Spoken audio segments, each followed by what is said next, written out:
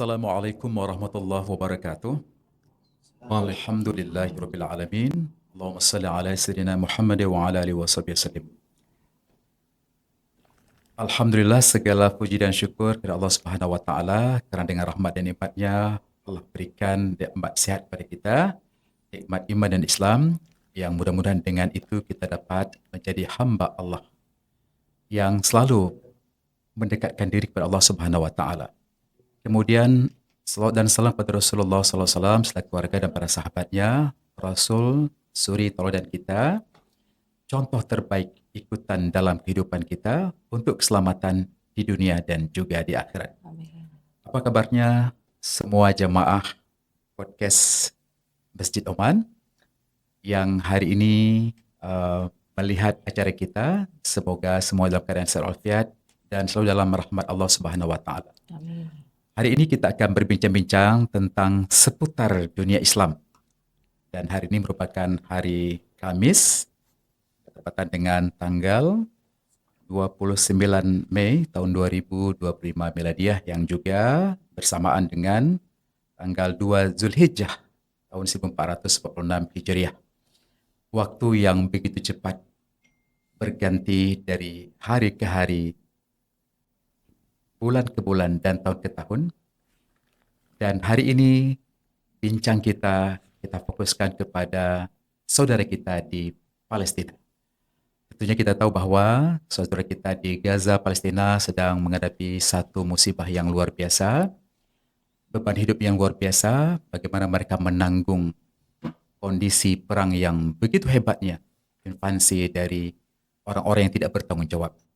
Dan tentunya apabila satu Muslim sedang disakiti, begitu juga seharusnya kita merasakan di berbagai belahan dunia.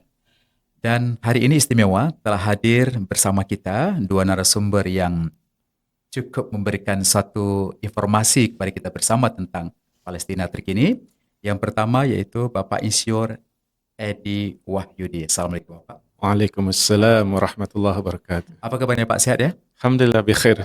Berapa hari sudah tiba di Aceh? Ini hari ketiga insya Allah. Hari ketiga ya, Keempat. alhamdulillah hari keempat ya. Ya. Beliau merupakan komandan lapangan Rumah Sakit Indonesia di Gaza yang juga site manager Rumah Sakit Ibu dan Anak Indonesia di Gaza dan juga merupakan warga Indonesia terakhir yang keluar dari Gaza ketika terjadi konflik di sana. Dan kemudian juga ditemani oleh Ibu Insinyur Oni Ferianti Hamidi. Assalamualaikum Ibu. Waalaikumsalam warahmatullahi Apa kabar Ibu, sehat Bu ya? Alhamdulillah. Bagaimana datang ke Aceh? Ceria? Ceria, Suka? Senang sekali ya. Baik, beliau merupakan Ketua Maimuna Center Indonesia yang merupakan perjuangan perempuan untuk Al-Aqsa. Iya. Ya. Jadi terima kasih Bapak dan Ibu telah hadir di dalam program podcast kita hari ini ya. Baik, Bapak, untuk yang pertama ini mungkin bisa diceritakan tentang kondisi ketika Bapak meninggalkan Gaza dan kondisi terkini di hari ini. Apa yang terjadi sebenarnya di sana? Mungkin masyarakat jamaah kita perlu juga mengetahui dengan informasi yang telah kita lihat di media hari ini. Tapi tentunya dari orang yang langsung di sana tentu lebih ada lagi informasi yang bisa kita dalami. Bismillahirrahmanirrahim. Assalamualaikum warahmatullahi wabarakatuh. Waalaikumsalam. Apa kabar semuanya untuk para pemirsa pendengar Radio Oman? Mudah-mudahan dalam keadaan sehat dan dalam keadaan kasih sayang dari Allah Subhanahu wa taala. Ya, kami sedikit menyampaikan tentang bagaimana ketika terakhir saya keluar dari Gaza.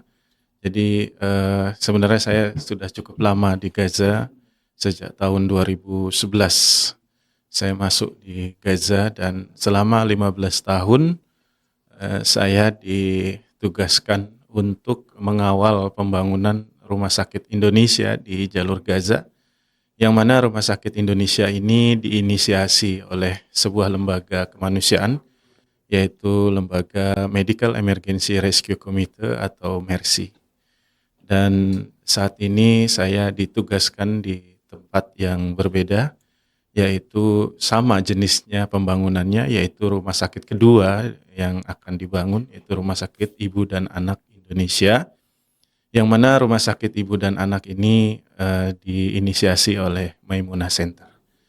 Saya pengalaman terakhir adalah selama hampir kurang lebih 1 tahun ikut dalam menyantuni saudara-saudara kita di Gaza, Palestina selama yang disebut dengan Perang Badai Al-Aqsa.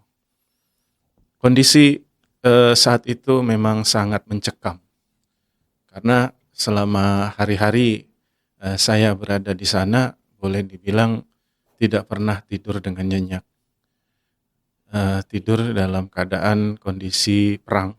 Selalu berjaga-jaga. Selalu jaga, karena dentuman bom itu tidak hanya memekakkan telinga, tetapi juga menggetarkan dinding bangunan dan bahkan udara yang terhempas oleh ledakan tersebut.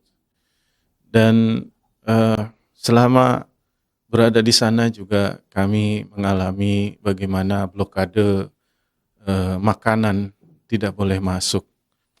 Sehingga kami, saya yang saat itu bertanggung jawab terhadap logistik tim, berusaha keras untuk mencari jalan.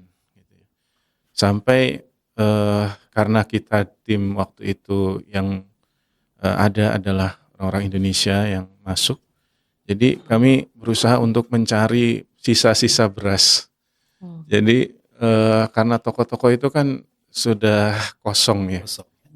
dan sebagian hancur. Ya. Jadi kadang-kala kita di satu toko itu hanya dapat 1 bungkus. Karena bungkusnya juga bukan bungkus kayak di Indonesia. Ya, yang besar tidak ya? Tidak, itu bungkus-bungkus kecil Kecil. yang hanya isi 1 liter, 2 liter, kalau di sana kilo ya. Dan juga berbagai jenis makanan yang tidak ada.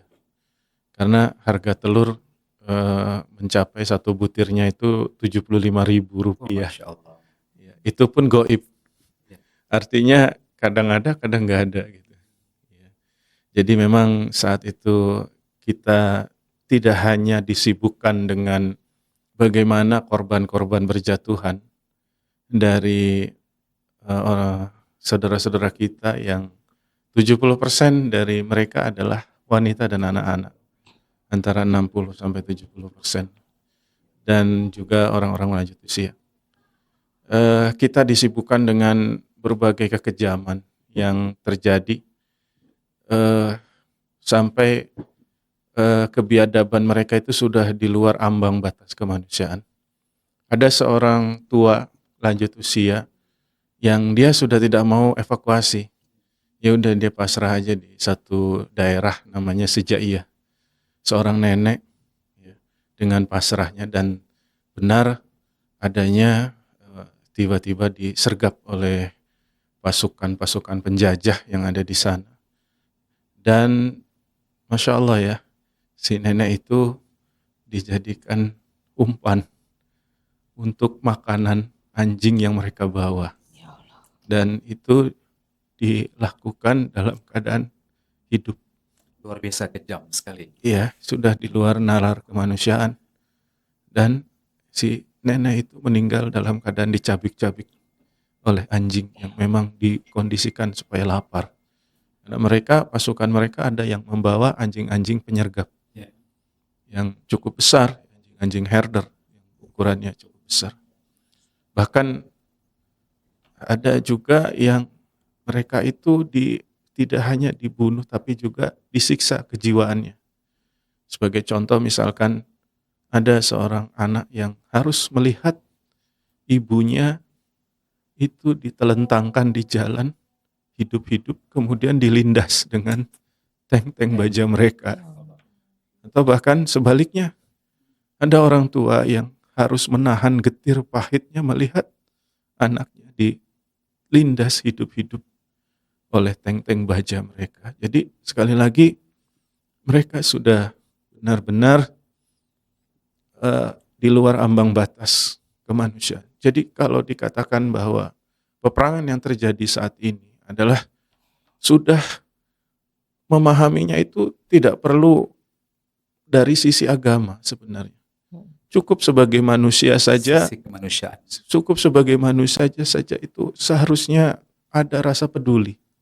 Jadi kalau ada yang tidak peduli dengan Palestina, Ya. tidak mungkin ini artinya hati nuraninya betul-betul belum tersentuh Ya. dengan kondisi-kondisi. Dan memang peristiwa demi peristiwa kebiadaban ini sengaja oleh pihak penjajah di sana itu ditutup, tidak boleh dimediakan. Karena hampir semua wartawan, kurang lebih ada sekitar 175 wartawan yang dibunuh oleh mereka. Karena mereka ingin menutupi agar jangan didengar oleh dunia. Gini. Kemudian kalau kita melihat kehancuran dari segi bangunannya, bukan saja fisik, tapi sebenarnya kondisi psikis daripada masyarakat itu sendiri. Dan bagaimana mereka mampu bertahan dengan kondisi seperti itu? Iya, mereka alhamdulillah adalah orang-orang yang berada di ujungnya dunia. Kenapa saya katakan gitu? Memang Palestina ada satu masjid yang bernama Masjidil Aqsa. Ini adalah satu-satunya masjid yang takmirul masjidnya adalah orang biadab, orang-orang non-muslim yang biadab. Dan mungkin tidak pantas dikatakan mereka sebagai orang, tapi mungkin lebih dari biadab, dari binatang. Nah, masyarakat Palestina di Gaza ini, khususnya di Gaza, mereka adalah orang-orang pilihan dari Allah yang dilahirkan di sana. Dan mereka orang-orang yang teruji.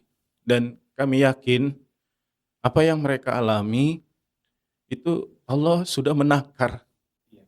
Allah memberikan ujian itu sesuai dengan kemampuan masing-masing. Kita semua masing-masing punya ujian. Ujian. Ujian hidup. Ya. Tapi insya Allah ujian hidup itu Allah berikan sesuai dengan kadar kemampuan kita. Begitu pula saya yakin bahwa masyarakat Palestina yang kita lihat begitu dalam keadaan betul-betul menderita. Keteguhan hati mereka sehingga mereka mungkin ya wajar manusiawi ketika saat-saat detik-detik awal mereka kehilangan anggota keluarganya, kehilangan orang tua, kehilangan anak kehilangan orang tua, istri kehilangan suami, suami kehilangan istri dan sebagainya. Bahkan juga kehancuran dari rumah-rumah mereka. Tapi ya pada saat itu mereka sedih. Hari itu mereka sedih, mereka menangis. Tapi tangisan mereka juga tidak berlebihan. Kenapa? Karena kalimat yang diucapkan itu bukan rasa penyesalan atau rasa sedih yang berlebihan, tapi justru dia mengungkapkan kata hati mereka yang sebenarnya itu terangkum di surat Al-Bayyinah. Ayat yang terakhir, Allah ridho kepada mereka dan mereka pun ridho kepada Allah. Jadi kalimat yang mereka ucapkan itu, ya Allah, dia bilang, dia angkat tangannya tinggi-tinggi. Dia ucapkan, ya Allah, saya ridho ya Allah. Kami yang mendengar, rasanya hati kami terasa kejut. Artinya terasa luar biasa mereka. Kebanggaan dalam artian bukan bersyukur dengan musibah mereka, tapi adalah rasa salut kami pada mereka, apresiasi kami pada mereka begitu mereka penyerahan diri yang totalitas kepada Allah. Dan Luar biasa ya. Seperti itu. Ya. Dan memang dikatakan bahwa nikmat terbesar seorang hamba itu apabila Allah ridho kepada mereka ya.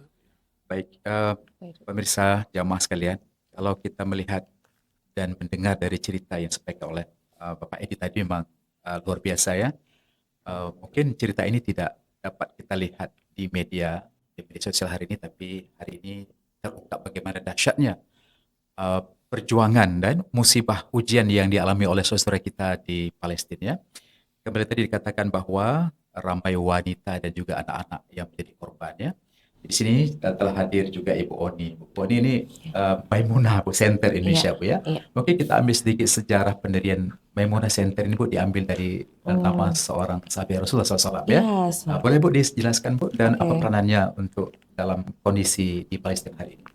Oke, terima kasih Pak. Assalamualaikum warahmatullahi wabarakatuh. Jadi Maimunah Center ini berdiri tahun 2019 Pak. di Purwokerto ya. Nah, jadi kenapa kata-kata Maimunah Center, Maimunah ya? Maimunah itu dari sahabat Rasulullah ya. Jadi dia Shallallahu Alaihi Wasallam, beliau apa namanya ingin membantu masyarakat di Palestina khususnya untuk membebaskan Masjid Al-Aqsa pada saat itu, tapi dia tidak mempunyai uang Pak ya. Iya. Jadi beliau itu kalau nggak salah pembantunya ya, pembantu Rasulullah SAW. Jadi beliau bertanya, bagaimana ya Rasulullah, saya membantu dengan apa? Ya, Rasulullah SAW menjawab, berikanlah seperti mengisi minyak ya, menyalakan minyak, isi Iya. minyak di dalam Masjidil Aqsa. Ini minyak ini di sini mengungkapkan seperti kita berdonasi, Iya. berdoa gitu ya. Itu bisa dilakukan gitu tanpa harus mengeluarkan uang mungkin untuk orang-orang yang kurang mampu. Itu Iya. intinya sih Pak, filosofinya seperti itu. Jadi Maimunah Center ini memang ditujukan untuk perempuan dan anak-anak di Gaza, Iya. itu khususnya, Iya. gitu Pak.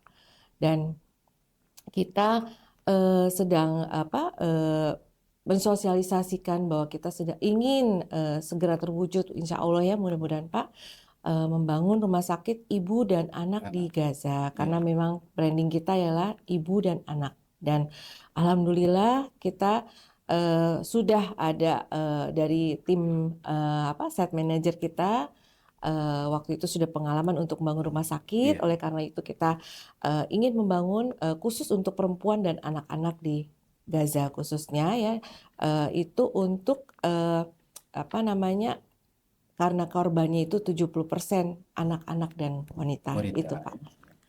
Kembali ke Pak Edi, Pak ya.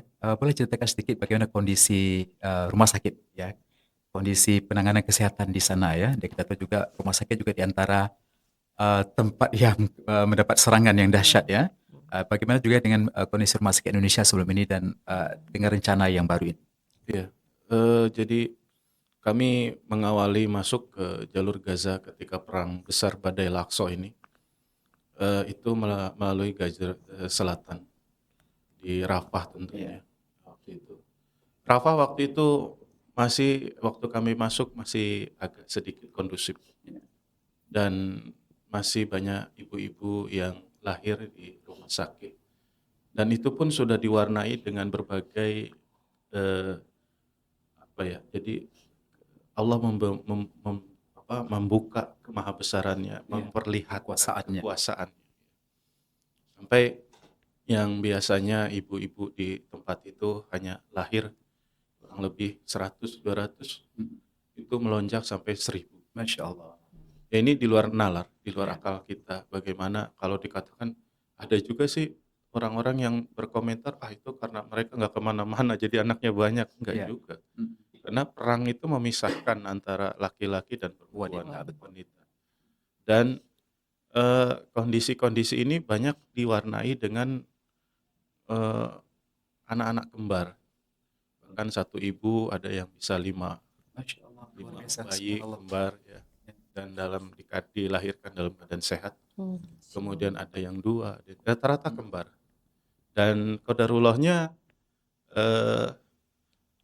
yang bayi yang dilahirkan itu rata-rata adalah laki-laki. Laki-laki. Ya. Pejuang-pejuang. Insya Allah. Ya.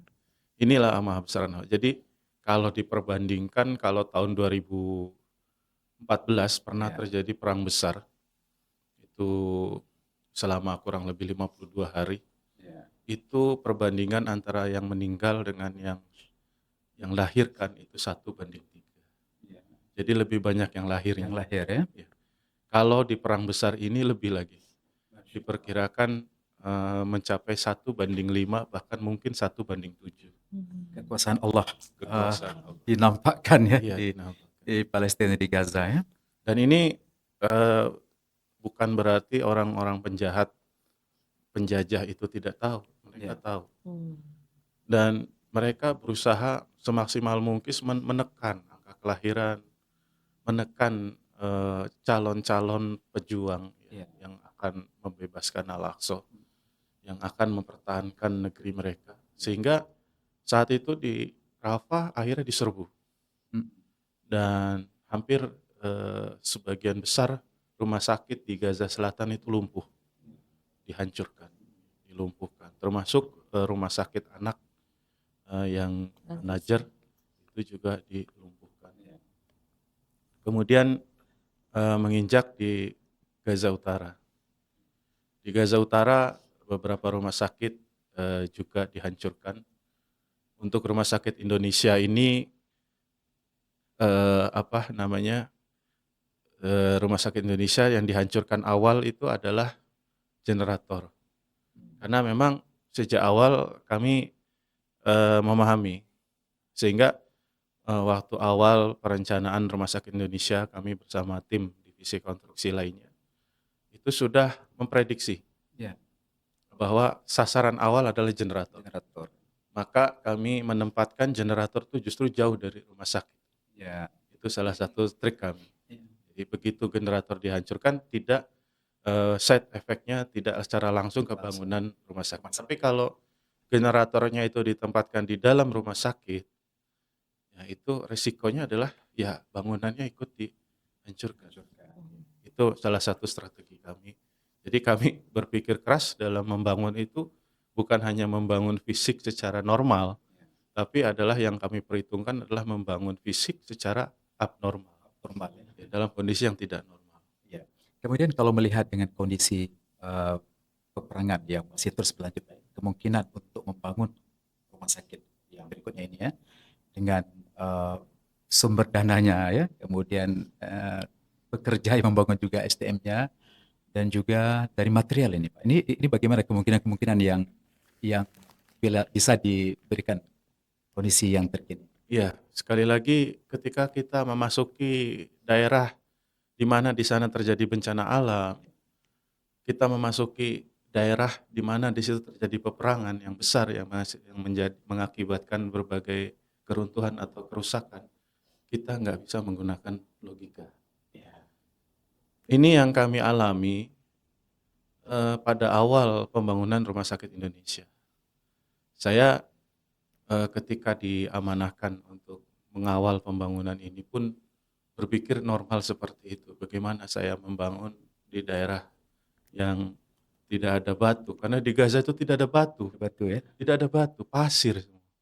Karena Gaza itu adalah secara ilmu geografis, dia itu daerah batuan yang sudah rapuh. Ya. Jadi batuan-batuan di sana itu qadarullah sudah jadi serbuk-serbuk fosil. Di situ makanya Gaza itu walaupun pasir, Allah berikan kesuburan. Saya pernah gali basement itu dari lantai 1 sampai sekitar 10 meter. Itu isinya hanya strukturnya ya pasir. Tapi yang saya lihat memang pasir itu adalah mengandung fosil. Iya. Pasir. Saya yakin di situ ada memang secara ilmu geografis seperti itu. Jadi kita masukin batu ya pakai karung dari Mesir. Artinya gini, ketika kami baru membangun Rumah Sakit Indonesia, kami mendapatkan gelar. Ya. Jadi gelarnya itu lumayan. Pasti tanya, kamu mau kemana? Ke Gaza. Apa yang kamu mau lakukan di Gaza? Saya bilang bangun rumah sakit. Terus langsung saya dapat gelar. Orang gila. Di luar kemampuan akal ya. Ya saya bismillah aja. Saya diamanahkan oleh pimpinan pesantren saya. Karena kami ini dari jaringan pondok pesantren Al-Fatah. Bukan Al-Fatah Palestina, tapi memang Al-Fatah di sini. Kita punya di 30 provinsi jaringan kita. Nah, santri-santri, relawan-relawan itu ya kami kumpulkan dari mereka, dari jaringan pesantren Al-Fatah. Nah, kami berangkat, yang ditanyakan pimpinannya, yang ditanyakan ketua romo itu saya. Tapi ya sekali lagi ada saja. Karena memang ini janji Allah. Inna ma'al usri yusra. Sesungguhnya di tengah kesulitan itu ada kemudahan. Kalau dibalik, udah ada kemudahan kok di tengah kesulitan kan gitu. Dan memang itu terjadi. Sunnatullah itu terjadi. Hal-hal yang di luar logika udah tawakal aja. Yang penting kita ngalir kayak air. Itulah prinsip bekerja kami. Mengalir aja kayak air. Ngalir, apa yang kita bisa kerjakan, kita kerjakan. Mana yang bisa dilakukan. Dan saya yakin rumah sakit ibu dan anak itu juga insya Allah ya dengan husnuzon Amin. kepada Allah akan banyak kemudahan yang Allah berikan. Amin. Tentunya sambil mengharap doa dari rakyat Indonesia, khususnya masyarakat Aceh yang Ya. penuh dengan kehidupan bersyariat ya dalam agama. Dan Aceh sendiri memiliki hubungan yang kuat dengan Palestina sejak dulu. Benar, benar. Dan hubungan sejarah itu mudah-mudahan berbicara tentang Palestina bukan hanya berbicara tentang satu negara, satu tempat yang ada konflik perang, tapi juga persaudaraan, Iya. silaturahim, ya, ukhuwah Islamiyah. Tentunya ketika kita sedang mengalami satu musibah, uh, semestinya kita sebagai umat Islam membantu sebagaimana dulu ketika orang Aceh mengalami tsunami, ya, satu dunia juga membantu, ya. Jadi hari ini tentunya motivasi kepada rakyat Aceh, ya, kita dapat membantu berkorban dengan apapun, ya, dengan harta, dengan kelebihan tenaga dan sebagainya, termasuk doa lah. Kita berdoa semoga Allah mudahkan. Ya, tapi dan sekali lagi tambahan ya. Jadi keharuman masyarakat Aceh itu bukan mengada-ada. Dan itu sudah terbukti.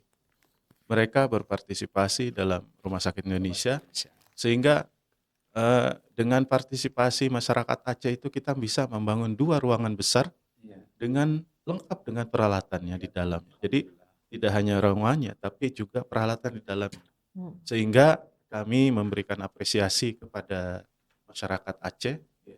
Itu kita ada satu ruangan IGD kalau kita ya, jadi ruangan emergensi. Jadi biasanya kalau ada korban-korban awal tuh masuknya di emergensi dulu. Itu kita kasih nama ruangan itu ruangan Cut Nyadin. Masya Allah, luar biasa. Subhanallah. Alhamdulillah. Jadi Nyadin, ya. Sudah tidak aneh masyarakat Palestina itu mengenal Aceh, gitu. Mengenal masyarakat Aceh. Karena nama itu kan sangat masyhur. Iya, betul. Karena ruangan IGD itu kan ruangan awal. Awal, ya. Sebelum dia masuk ke ruangan-ruangan lain, operasi dan sebagainya, itu masuk ruangan IGD dulu. Kalau terjadi kondisi darurat. Iya. Dan yang kedua, kita kasih nama juga di ruangan laboratorium, itu kita kasih nama pahlawan Aceh juga yang namanya Tuku Umar. Tuku Umar, ya. Ya, karena bangunan dan segala isinya itu adalah partisipasi dari masyarakat Aceh. Ya. Jadi rupanya hubungan yang terjalin sejak lama, ya, dan hari ini juga dibuktikan ada di Gaza di rumah sakitnya, ya. Ini satu kebanggaan juga, kesyukuran bagi masyarakat Aceh, ya. Dan mudah-mudahan menjadi motivasi kita lebih bergerak untuk sama-sama membantu. Ya, Ibu, ini berkaitan dengan sebagaimana kita awal tadi bahwa memang yang terjadi wanita dan anak-anak, ya. Kemudian sejauh ini Maimuna Center telah melakukan apa saja, Bu? Untuk dalam program penguatan kembali bantuan-bantuan, ya, terutama kepada wanita dan anak di Palestina. Iya, kalau kami selama ini memang fokusnya dari edukasi dan sosialisasi selain rumah sakit ibu dan anak. Jadi dengan rumah sakit ibu dan anak ini baru grand launching tahun 2024 November. Jadi baru setahun nih Pak, dari digulirkan 2023 November 2023 dan di grand launching di BKSAP DPR RI dengan Bapak Ali Mardhani Alisera itu 2024 November. Jadi setelah grand launching ini kita selalu melakukan sosialisasi terus Pak, melakukan sosialisasi dan alhamdulillah rumah sakit ini sudah mendapat izin Pak dari Menteri Kesehatan di Gaza. Ya, jadi luasnya itu mungkin saya akan jelaskan sedikit ya. Luasnya seluas 6.000 meter yang diberikan kepada bangsa Indonesia. Itu luas itu di depan rumah sakit Indonesia ya, di depan seberangnya. Itu di Gaza Utara tepatnya. Gaza Utara, ya. Jadi kita melakukan sosialisasi ya terutama seperti ini ya di Aceh ya Pak ya. Jadi karena memang Aceh ada hubungan dengan Palestina, makanya kita langsung ke sini nih Pak. Alhamdulillah gitu dapat sambutan yang baik dari masyarakat Aceh. Gitu. Jadi memang kalau bukan kita yang bersama ya dengan masyarakat Gaza Palestina, terutama Indonesia ini sebagai umat muslim terbesar di dunia ya, dan mudah-mudahan dengan support dari kita ini memberikan satu kebaikan kepada kepada kita bersama dan tentunya kepada mereka yang sedang ditimpa musibah sana. Mungkin di akhir Pak Edi dan Ibu ini ya, apa yang boleh disampaikan himbauan atau pesan kepada masyarakat kita? Ya, insya Allah dari saya sebelum ke Bu Oni, jadi mari kita tingkatkan kepedulian kita apa yang bisa kita lakukan, tentunya dimulai dari diri kita masing-masing. Iya. Ibda bin nafs. Ibda bin nafsi. Jadi saya tadi pagi sholat subuh di Tanjung Selamat. Tanjung Selamat, Ya, di satu Masjid masjid di Selamat. sana. Ya.